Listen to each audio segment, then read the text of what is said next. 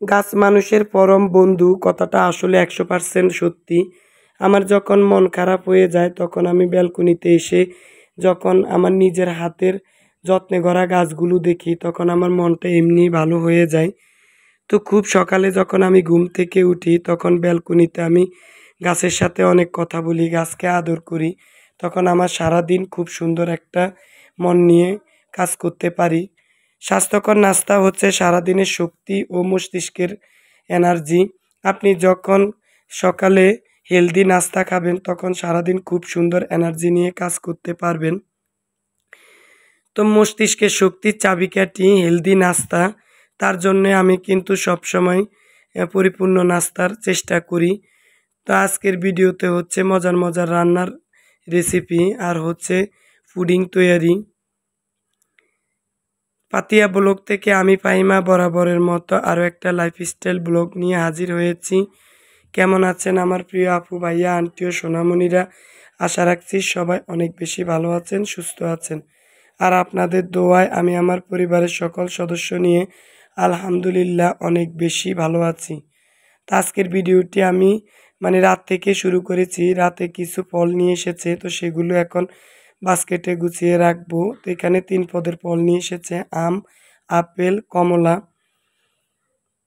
তারপর হচ্ছে মানে সকাল থেকে ভিডিওটি শুরু করলাম, তো কিছু ফল ভিজিয়ে রেখেছি। আর এখানে আমি 10 পিস রুটি বেলে নিয়েছি, এখন রুটিগুলো সেঁকে নেব। তো যে বা যারা আমার ভিডিওটির সাথে পর্যন্ত আছেন প্লিজ ছোট্ট একটা লাইক দিয়ে ভিডিওটি কন্টিনিউ করবেন। আপনার একটা লাইক আমার কাছে অনেক বেশি মূল্যবান। আপনার একটা লাইক অনেক বেশি শেয়ারের কাজ করে। আপনার একটা লাইকে পারে আমার এই চ্যানেলটি আপনার মতো অনেক প্রিয় আপু ভাইয়াদের কাছে পৌঁছে যেতে। আর যারা অলরেডি এই কাজটি করেছেন তাদের সবার প্রতি রয়েছে অনেক বেশি ভালোবাসা ও আন্তরিক অভিনন্দন। তো এই তো রুটিগুলো সেঁকে নেব। তো রুটিগুলো মাশাল্লাহ অনেক সুন্দর ফুলকো ফুলকো হয়। তো ডোটা ভালো করে ধরতে পারলে তাহলে রুটিগুলো অনেকক্ষণ পর্যন্ত সফট থাকে এবং ফুলকো ফুলকো হয়। তা আমি গরম পানির ভিতরে ময়দা বা আটা সেদ্ধ করে এই রুটিগুলো তৈরি করি।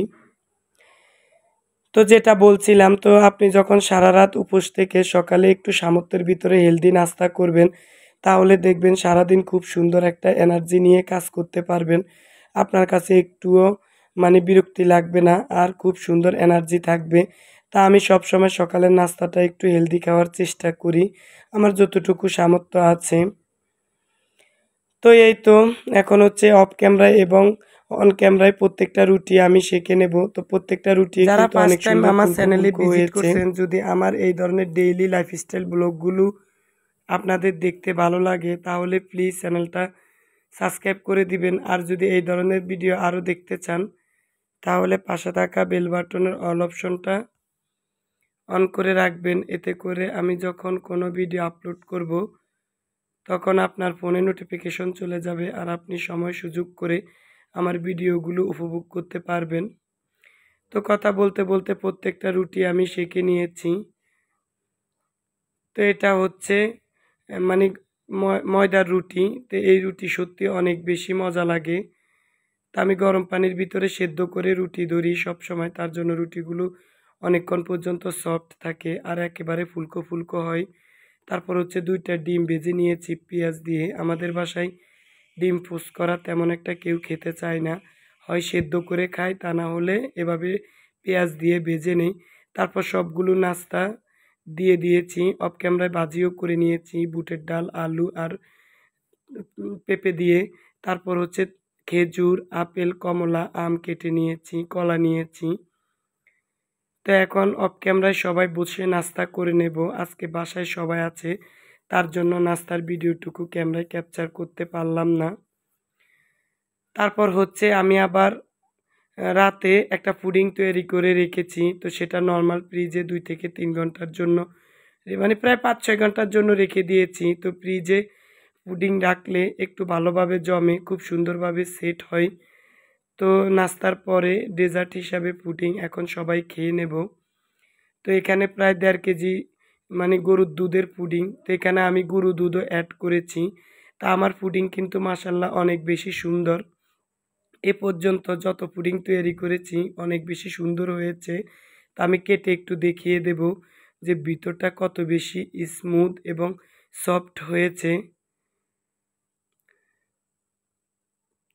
তো আমি এখানে 1.5 কেজি পরিমাণ গরুর দুধ একেবারে হাফ কেজি করেছি, তার সাথে 6টা ডিম দিয়েছি। তো ডিমের পরিমাণটা কম হলে পুডিং একেবারে স্মুদি হয়, খেতে দুর্দান্ত লাগে। তো মাশাল্লাহ দেখেন পুডিংটা কাছ থেকে দেখিয়ে দিলাম। তো সবাই পুডিং খেয়ে তারপর আমার হাজবেন্ড কিন্তু আবার সকালে বাজার নিয়ে এসেছে। এখানে 3টা মুরগি নিয়ে এসেছে, একটা সোনালি, একটা দেশি, মানে একটা রাবা মুরগি 1.5 কেজি পরিমাণ, আর একটা ব্রয়লার মুরগি। তারপর এখানে কিছু জ্যান্ত টাকি মাছ নিয়ে এসেছে, আর হচ্ছে 1 কেজি পরিমাণ পোয়া মাছ নিয়ে এসেছে, কিছু ছোট চিংড়ি মাছ নিয়ে এসেছে। তো এখন আমি মাছগুলো অফ ক্যামেরায় কেটে তারপর ধুয়ে ফ্রিজ আপ করে রাখবো, তারপর হচ্ছে গোসল করে নেব, কারণ মাছ মাংস কাটার পরে গোসল করে তারপর আমি রান্না করব। তো এই পাকে অফ ক্যামেরায় কিন্তু আমি গোসল করে নিয়েছি, তারপর হচ্ছে ঘর ঝাড়ু দিয়ে নিয়েছি, বেডরুম গুছিয়ে নিয়েছি, তারপর হচ্ছে একেবারে রান্না শুরু করেছি, তখন থেকে ভিডিও স্টার্ট করেছি। তো এখানে আমি পেঁয়াজ রসুন তারপর আদা জিরা একটুখানি মশলা কষিয়ে এখন হচ্ছে 4 পিস পোয়া মাছ ভুনা করে নেব। তো যেহেতু হাজো হাজো মাছ, তার জন্য কিছু পরিমাণ মাছ আজকে খাবো, আর হচ্ছে দেশি সে রাবা মুরগিটা রান্না করব। তো পোয়া মাছের সাথে আমি কোনো তরকারি ইউজ করি না, খালি বরবটি দেই। আজকে আর বাসায় কোনো তরকারি ছিল না, তার জন্য মাছটা ভুনা করে নিলাম, আর এক পাশে আমি ভাত বসিয়ে দিয়েছি। তো এই তো সব সময় যখন একটু বেশি পরিমাণে মাছ মাংস আনে, তো আমি হাজো হাজো রান্না করি, এতে কিন্তু খেতে অনেক বেশি ভালো লাগে। আর এই যে মুরগিটা ধুয়ে নিয়েছি, তো মুরগিটা কিন্তু অনেক বড়। তো আমি অল্প কিছু মাংস রেখে দিয়েছি, আর প্রায় 1 কেজি পরিমাণে মুরগির মাংস নিয়েছি। তো ভাতও গদ দিয়ে নিয়েছি, এখন হচ্ছে মাংসটা রান্না করে নেব। তো এখানে আমি মশলা কষিয়ে নেব। তা আদা জিরাও দিয়ে দিয়েছি, আর এখন হচ্ছে হলুদ আর মরিচের গুঁড়া দিয়ে দিব 2 টেবিল চামচ করে। আমি সবসময় আমার ভিডিওতে রান্নার মানে রেসিপিগুলো ডিটেলসে শেয়ার করি, এতে করে আপনারা আমার ভিডিও থেকে আইডিয়া নিতে পারবেন, কারণ এক একজনের ভিডিও থেকে এক একটা রান্নার রেসিপি শেখা যায়। আমি কিন্তু ইউটিউব থেকে মানে বিভিন্ন কুকিং চ্যানেল থেকে এখনও রান্নার ভিডিওগুলো শিখি। তো যাই হোক, মশলাটা কষানো হয়ে গেছে, এর ভিতরে আমি মাংসগুলো দিয়েও কষিয়ে নিয়েছি। তো এখন হচ্ছে গরম জল দিয়ে দেব। তো যেহেতু এটা দেশি মুরগি আর একটু শক্ত, তার জন্য আমি অনেকক্ষণ পর্যন্ত মাংসটা কষিয়ে নেব, মানে গরম পানি দিয়েও রান্না করে নেব। তো আমি কিন্তু অফ ক্যামেরায় মুরগির মাংসটা রান্না করে নেব, আর ফাঁকে ফাঁকে হচ্ছে বাসার অন্য কাজ গুছিয়ে করব। তো অফ ক্যামেরায় আমি মাংসটা রান্না করে নিয়েছি, তো এর ভিতরে কিন্তু আমি আলুও দিয়েছি, আর হচ্ছে ভাত সব কিছু রেডি করে আমি টেবিলে দিয়ে দিয়েছি, আর এখন হচ্ছে মাংসটা বেড়ে নেব। তো মাংসর সাথে আলু দিলে আমার 2 বাচ্চা অনেক বেশি পছন্দ করে। তো আমি অফ ক্যামেরায় মাংসটা রান্না করে নিয়েছি, তো সেটুক আর আপনাদের সাথে শেয়ার করলাম না। তো দুপুরে মাছ এবং মুরগি দিয়ে সবাই খাবারটা খেয়ে নেব, তারপর একটু পরিমাণ রেস্ট নিয়ে বিকেলের নাস্তা তৈরি করার জন্য কিছু পরিমাণ ব্রয়লার মুরগি আমি ম্যারিনেট করে রাখবো। তো প্রায় আমি 200 থেকে 250 মানে 300 গ্রাম হবে মুরগি মানে ম্যারিনেট করে রেখেছি বিভিন্ন মশলা দিয়ে। তো চিকেন পাকোড়া তো সবাই তৈরি করতে জানেন, তারপর আমি একটু বলে দিচ্ছি। তো এখানে আমি ময়দা কর্নফ্লাওয়ার, তারপর হচ্ছে ডিম, তারপর জিরা আদা বাটা রসুন টমেটো সস সয়া সস গরম মশলা এসব কিছু দিয়ে বেকিং পাউডার মানে সরি বেকিং সোডা দিয়েছি, সব কিছু দিয়ে আধা ঘন্টার জন্য ম্যারিনেট করে রেখেছি। তারপর হচ্ছে আমি 3 বারে চিকেনের টুকরোগুলো ভেজে নেব। তো এখানে আমি 2-3 টুকরো করে চিকেনের টুকরো দিয়েছি।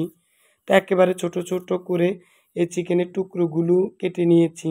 তো হ্যাঁ, এখানে আমি কাঁচামরিচ আর পেঁয়াজ বেরেস্তাও দিয়েছি। তো এখন হচ্ছে আমার ছেলের জন্য আমি 9 থেকে 10 পিস চিকেন পাকোড়া ভেজে নিয়েছি। অনেক বেশি মুচমুচে হয় আর দীর্ঘক্ষণ মুচমুচে থাকে। তো ওকে আমি সস দিয়ে দিয়েছি। ও যেহেতু বিকেল বেলা মানে কোচিং তাড়াতাড়ি শুরু হয়, তার জন্য ওর নাস্তাটা রেডি করে দিয়েছি। আর এখন আমার আর আমার মেয়ের জন্য বাকি চিকেনের টুকরোগুলো ভেজে নেব। তো বাকি চিকেনের টুকরোগুলো দেখেন ভেজে নিয়েছি। তো অনেকগুলো চিকেন পাকোড়া হয়েছে। তো আমার মেয়ে 2 থেকে 3 পিস খাবে, বাকিগুলো আমিই খাবো। তো এখন সস দিয়ে আমি আর আমার মেয়ে পরিবেশন করব। তো সবার সুস্বাস্থ্যের কামনা করে ভিডিওটি এখানে রাখলাম। দেখা হবে নেক্সট ভিডিওতে নতুন কোনো লাইফস্টাইল ব্লগ নিয়ে।